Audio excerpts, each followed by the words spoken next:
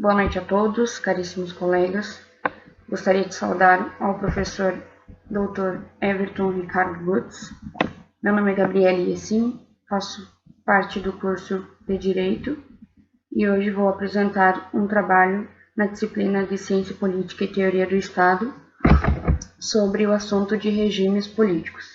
Junto comigo compõem o grupo Brandon Duarte, Helena Rodrigues, Otávio Fogaça e Matheus Rocha. Bom, o que são regimes políticos?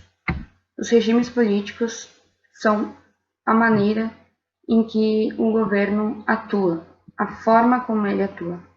Regimes vem de origem do latim e significa regrar, regramentos, e política vem do grego e significa aquilo que tem relação com a polis, ou seja, com a civilização ou com a sociedade. Então, regimes políticos são regras ou forma em que se lida com a sociedade, em que governa a sociedade. Bom, os regimes políticos, eles são separados em duas partes, são demarcados em duas partes, que é o antigo regime e o regime contemporâneo.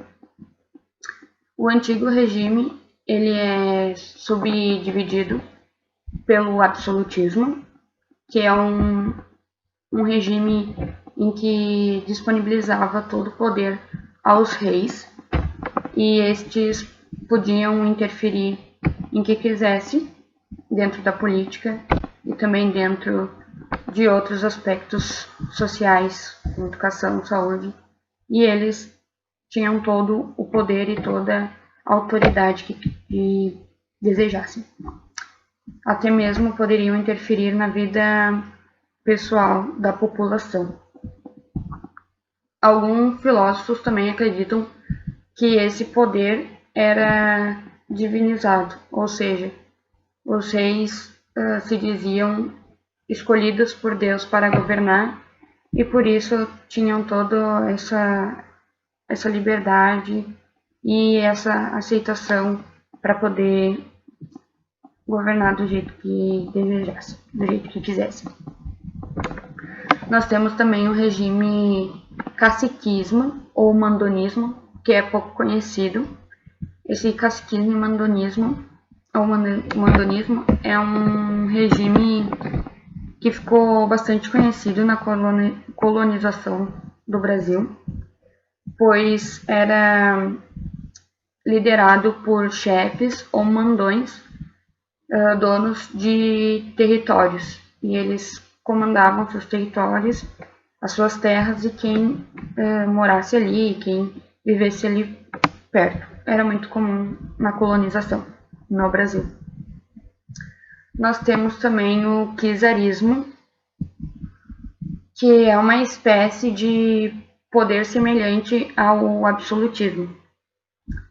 O imperador era reconhecido como czar e ele tinha o poder absoluto também sobre a sua civilização.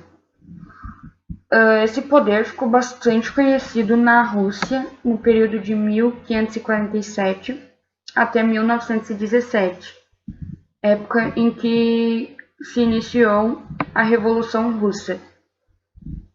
E nós também temos a ditadura, que comparado aos outros não é tão antigo, mas é um regime também antidemocrático e que é demarcado pelo golpe de Estado, né? Ele é precedido de um golpe de Estado.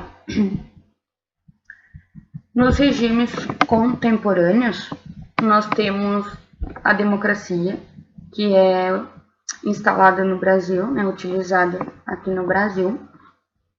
A democracia é um regime mais liberal, em que a sociedade age, em que a sociedade tem mais direitos.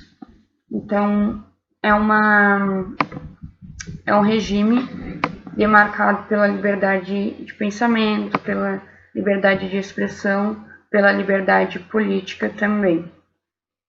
Nós temos também o autoritarismo, que é antidemocrático, e também perseguem oposições políticas, então não pode ter muito, é bem restrito esse regime. E nós temos o totalitarismo, que também é uma espécie de regime autoritário, também comandado por um ditador, uma junta militar ou um comitê, enfim. Só que o totalitarismo, a diferença do autoritarismo, é que o totalitarismo, além de interferir na política, ele também quer interferir em outras áreas, em outras partes da sociedade e das condutas do governo.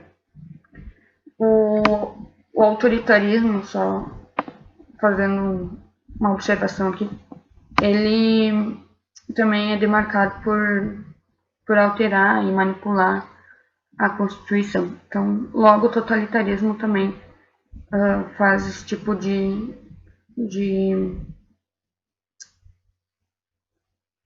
coisa, né? Esse tipo de coisa.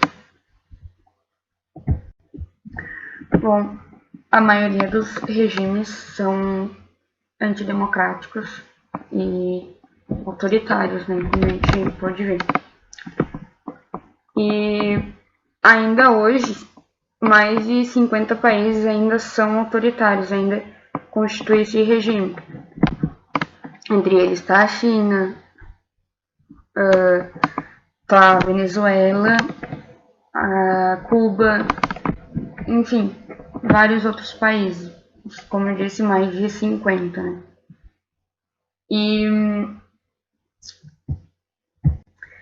E para um país ele ser considerado totalmente autoritário, ele é observado em 5 aspectos, que são liberdades civis, funcionamento do governo, participação política e cultura política. Então, quando ele é observado nesses 5 aspectos, ele poderá ser classificado em regime democrático total, regime democrático defeituoso, regime híbrido ou regime autoritário. Tá? Vou passar agora a palavra ao meu colega Brandon, que vai explicar um pouco mais sobre os regimes totalitários.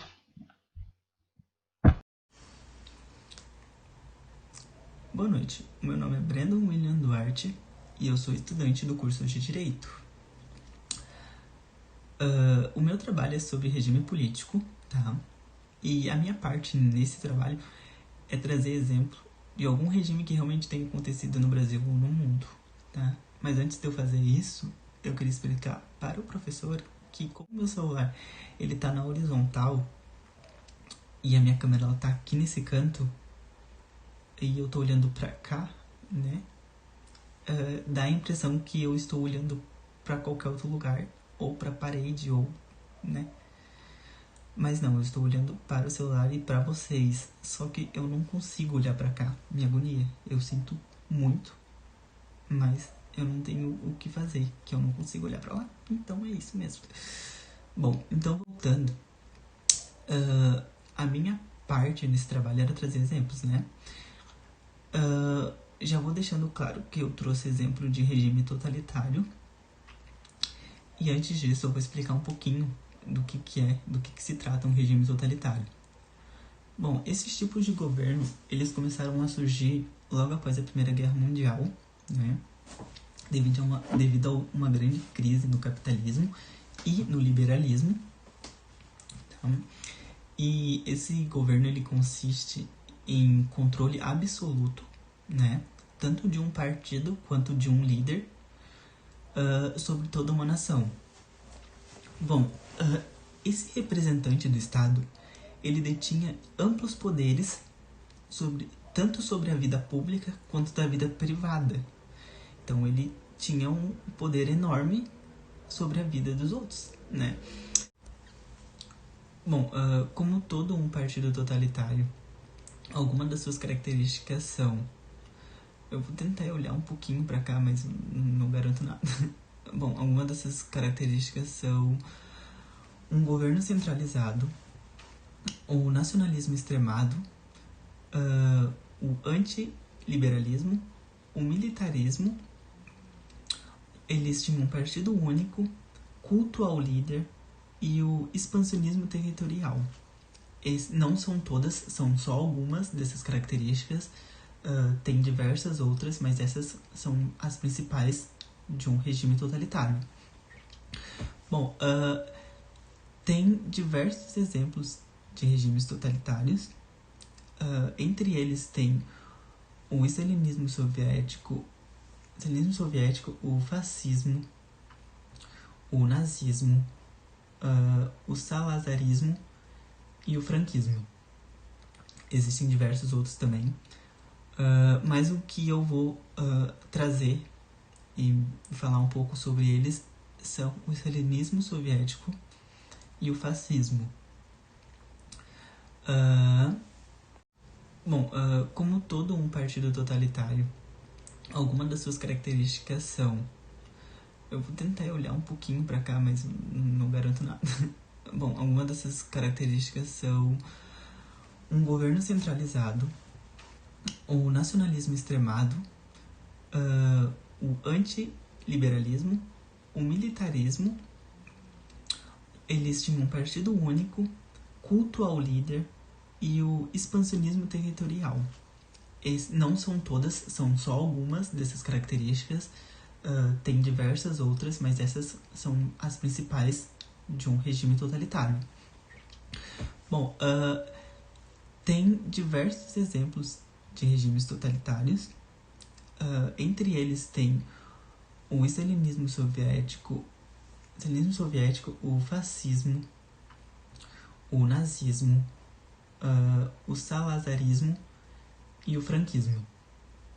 Existem diversos outros também, mas o que eu vou trazer e falar um pouco sobre eles são o stalinismo soviético e o fascismo. Bom, eu quero começar falando sobre o stalinismo soviético, né? Bom, ele existiu na União Soviética e ele realizou profundas mudanças no país, né? Durante esse período, o poder estava concentrado na mão de Joseph Stalin, esse cara aqui, né? E por se tratar de um regime totalitário, e pelo tempo que durou, foram 26 anos, Joseph ele conseguiu acabar com a liberdade civil no país, né? Uma das mudanças que ele conseguiu, foi que ele passou o país, de um simples país agrário, para uma grande potência industrial. Bom, claro, ele foi com base na coletivização e trabalho forçado dos seus opositores, né? Uma curiosidade é que foi também criada uma prisão especial que lá eram presas só pessoas que cometiam crimes políticos na época, né? Bom, a coletivização de terras consistia em aumentar o poder do Estado sobre o campo. E por que Joseph Stalin estava preocupado com o campo? Porque lá habitava cerca de 80% da população soviética e muitos desses habitantes eles eram contra o atual regime que foi imposto por Stalin, né? Então, esse ato nada mais foi do que expropriar propriedades privadas com o objetivo de transformá-las em fazendas coletivas, né? Bom, com isso, as terras, os animais, as ferramentas, as produções agrícolas agora pertenciam ao Estado, né? Então, a economia do Estado agora era voltada à agricultura, né? E Essa imagem mostra uma das fazendas da qual o Stalin se apropriou e mais ou menos era como funcionava na época. mesmo depois da morte de Stalin, muitos dos traços do governo dele permaneceram, né, em vigor. Já outros, eles foram abandonados após terem sido denunciados os crimes do Stalin, né? Então, basicamente, o período de stalinismo foi baseado nas vontades e objetivos do ditador, né? Vulgo Joseph Stalin. Então, foi isso. Basicamente, isso foi o stalinismo soviético. Agora eu vou falar sobre o fascismo. Bom, o fascismo ele foi um sistema político que surgiu logo após a Primeira Guerra Mundial. E como eu havia dito antes, muitos desses regimes eles foram surgindo após a guerra porque eles acreditavam que precisavam de alguém mais forte, mais pulso firme, que tivesse autoridade para levar o país adiante, né? Então, o fascismo italiano ele iniciou em 1919 e foi liderado pelo Benedetto Mussolini. O mesmo ele criou um partido nacional fascista, a PNF, né? E esse partido ele tinha uma grande influência anticomunista e antidemocrática, né? Sobretudo, logo após a Marcha sobre Roma, que aconteceu em 1922, os fascistas agora eles faziam parte do governo, né? Eles estavam dentro do governo. O tempo passava, Mussolini acabava se tornando cada vez mais popular, né? E devido ao número de seguidores e apoiadores, o mesmo ele foi convidado a ser chefe de governo, né? Claro, com isso, ele foi cada vez mais introduzindo o partido fascista no governo. Foi nesse momento em que os fascistas assumiram o poder, né? Vale lembrar que o fascismo ele foi o primeiro regime totalitário de direita que surgiu na Europa, né? Então ele foi um regime muito autoritário e nacionalista. Bom, eu também queria ressaltar aqui que o fascismo e muitos dos seus ideais ele serviu de base, de inspiração para um outro grande regime que eu estou falando do nazismo. Eu acho que aqui todo mundo sabe o que foi o nazismo, ou se não sabe, já ouviu falar ou tem uma noção. O nazismo ele foi uma ideologia política em uma época de muito terror, pavor, eu posso te dizer assim. Porém, eu não vou falar nele, eu só queria ressaltar isso mesmo, que ele serviu de base para o nazismo. Bom, esse foi o meu trabalho, né? Esses foram os 2 exemplos que eu trouxe. Espero, né, ter alcançado o objetivo. E é isso, eu vou passar para a próxima. Então, eu deixo com vocês, meu colega. Boa noite, meus queridos colegas e Dr. Everton Ricardo Botts. O meu nome é Luiz Otávio Fogaça. E bem, esse noticiário que nós escolhemos retrata as manifestações que estavam ocorrendo no começo do ano passado lá na Venezuela. O povo estava muito insatisfeito com o presidente deles, o Nicolás Maduro, e resolveu ir às ruas protestar.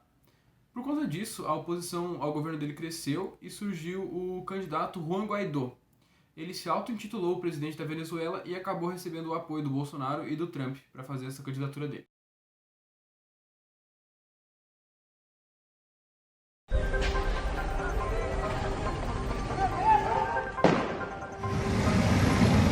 A Venezuela entrou numa nova fase de sua crise política, principalmente, e o desfecho dessa crise realmente é totalmente incerto. A gente está aqui em Caracas mais uma vez para acompanhar essa situação cada vez mais delicada.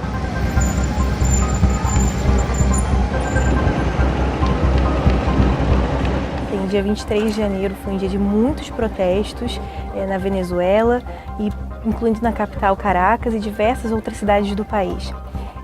Esse momento sensível é resultado de uma situação longa que vem se desencadeando há vários anos, desde que o presidente Nicolás Maduro tomou posse no ano de 2013. Si pierdo con un voto, entrego inmediatamente.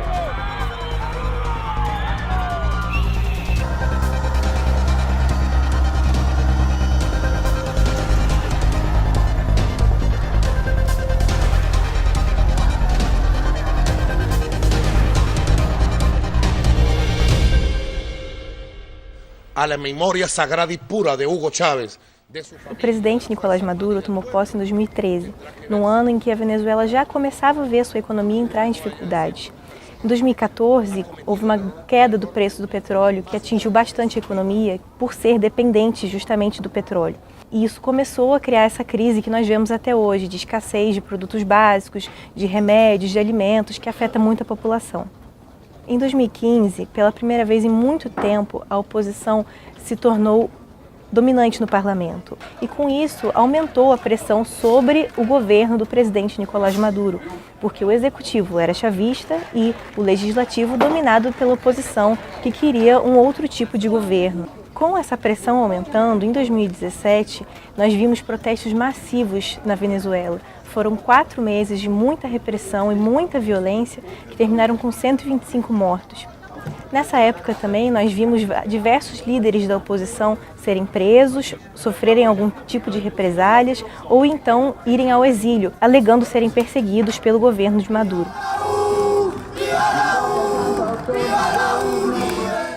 Enquanto a oposição buscava fazer muita pressão em cima do governo, pedindo inclusive em 2017 que o mandato do presidente Maduro fosse revogado, o próprio presidente acabou, naquele mesmo ano, convocando uma Assembleia Constituinte, cujo objetivo seria reescrever a Constituição. Não teve apoio da oposição, que não quis participar desse processo, e acabou se formando essa Constituinte, que é formada apenas pelos aliados do presidente. E esse órgão de suprapoder acabou, mais tarde, sendo colocado no lugar do Legislativo, que perdeu seus poderes.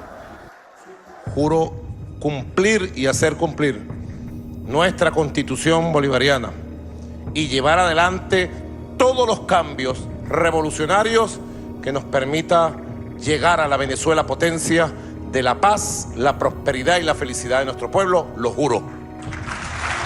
Se assim lhe O que mudou essa situação de uma maneira tão expressiva na Venezuela? Um elemento essencial: houve uma posse não reconhecida do presidente Nicolás Maduro no último dia 10 de janeiro e, paralelamente, assumiu uma nova liderança na Assembleia Nacional, uma Assembleia Nacional que não é reconhecida pelo governo Maduro, mas sim é reconhecida por mais de 40 países que, obviamente, não reconhecem o governo do presidente Maduro porque não reconhecem as eleições de maio do ano passado. Então, o que temos nesse momento? Um governo do presidente Maduro que tem alguns aliados importantes ainda, isso é importante dizer: China, Turquia, Irã e Rússia. Principalmente, obviamente, Cuba, Nicarágua e Bolívia também, mas isso não faz, digamos, uma grande diferença na equação da comunidade internacional. E, por outro lado, temos uma oposição que está se relançando com uma força inesperada. O novo presidente da Assembleia Nacional, o jovem Juan Guaidó, de apenas 35 anos, está liderando esse relançamento. Ele tem carisma, ele fala de uma maneira que está gerando esperança e expectativa pela primeira vez em muito tempo. Nesse último dia 23 de janeiro, chegamos ao ponto máximo de tensão em que o líder do parlamento, que é de oposição, Juan Guaidó, reivindicou a presidência e se autoproclamou o presidente encarregado da Venezuela. Como o presidente encarregado da Venezuela. Ele foi reconhecido pelo presidente dos Estados Unidos, Donald Trump, e também pelo presidente brasileiro, Jair Bolsonaro. O que a gente tem agora é um futuro incerto, não está claro o que vai acontecer. Temos o presidente Maduro no poder e outro presidente da oposição que se proclama encarregado do mesmo cargo. Maduro claramente já perdeu apoio nos setores populares, já tem uma rejeição, eu diria assim, expressiva, generalizada e cada vez maior da comunidade internacional, uma pressão para que ele aceite uma negociação para avançar numa transição democrática, mas os militares ainda não se rebelaram de uma forma, digamos assim, generalizada e uma forma que possa significar uma ameaça para o presidente. Essa, eu diria, é a grande incógnita e é o que os venezuelanos estão esperando. O que vão fazer os militares se a oposição conseguir, por exemplo, abrir um canal humanitário num país onde a fome é cada vez, digamos, um drama que afeta a grandes setores da população? O que vão fazer os militares nessa situação? Dias de muita tensão, de muitas incógnitas e de expectativa aqui na Venezuela.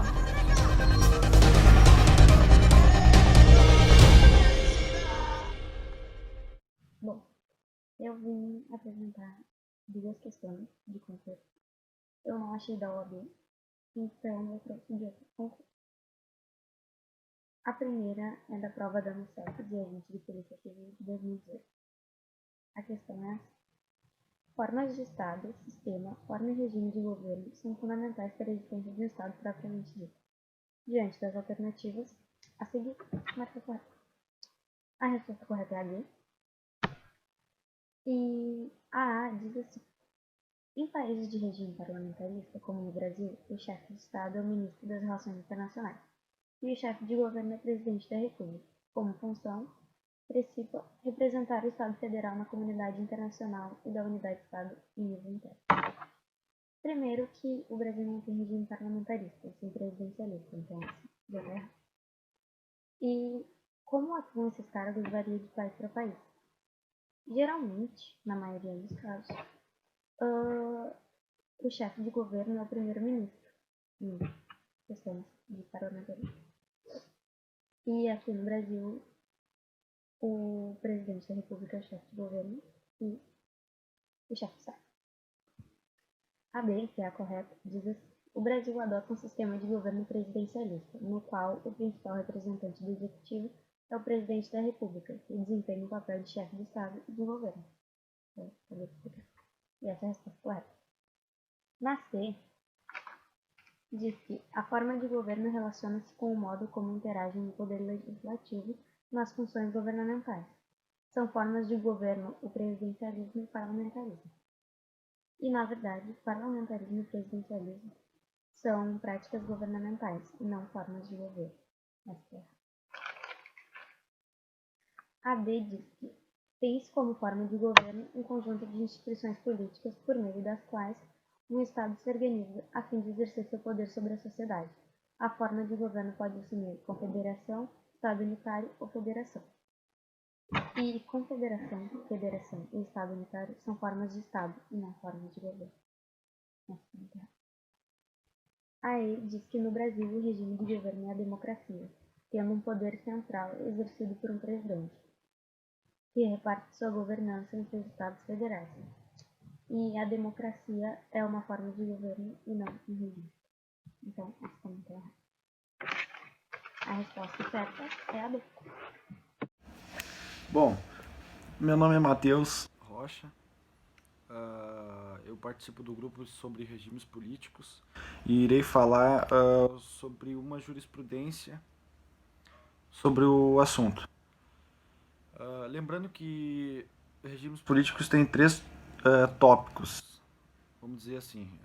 Tem a democracia, que é o governo de todos, tem a aristocracia, que é o governo de poucos, e a monarquia, que é o governo de apenas de um só. Lembrando que o Brasil é um país democrático, então nas eleições de 2018 ocorreu um caso no Amazonas. Em média de 88 deputados, deputados estaduais a deputados federais, foram multados pelo derramamento de santinhos perto dos locais de votação. Isso foi considerado como um ato antidemocrático. Então eles levaram multas, todos os deputados foram multados com multas em torno de 2 a 8 mil reais. Eu estava lendo a reportagem até de 2018 e diz que foi gasto R$114 mil para a limpeza de todos os santinhos que foram espalhados no chão. Então foi decretado, né, pelo juiz que eles foram contra e deveriam ser multados. Eu até vou ler um trechinho bem breve aqui da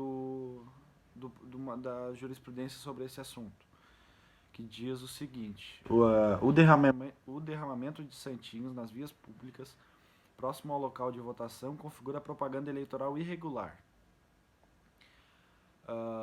Só o descumprimento da lei eleitoral frustra em igual medida um imperativo social ditado pelo poder público, consubstanciando nos princípios da democracia e igualdade das eleições. Foi o que eu disse, né? Aplicando a multa no valor de R$3 mil, R$3 mil no caso esse é o processo, né? Mas como eu li a reportagem, diz que 88% dos deputados foram multados, né? Daí variava de R$2 a R$8 mil. Esse aqui, ele foi multado no valor de R$3 mil, porque ele espalhou santinho. Ele não, os eleitores espalharam santinho em 2 lugares de urnas, né? Continuando aqui. Aplicação o valor da multa de R$3 mil, uma vez que a conduta foi praticada em 2 locais de votação. Foi o que eu disse. Tem outro processo que eu estava lendo, de outro deputado, né? Que ele levou uma multa de R$2 mil a única diferença foi aqui foi praticado em 2 locais de votação, né? E com o outro deputado ele foi em um local só de votação. Então daí a multa dele foi menor. Eu acho que é mais ou menos isso. Eu tentei explicar bem, resumir bem, né? Para entender, para não ficar muito enrolado, que isso é um ato antidemocrático. Isso foi uma jurisprudência que aconteceu em 2018, né, nas eleições, e é sobre o regime político, né? Que regime político tem 3 tópicos e um deles está a democracia. Então isso foi um ato antidemocrático que os juízes determinaram. Então era isso. Espero que tenham espero que eu tenha conseguido resumir bem para vocês. Obrigado.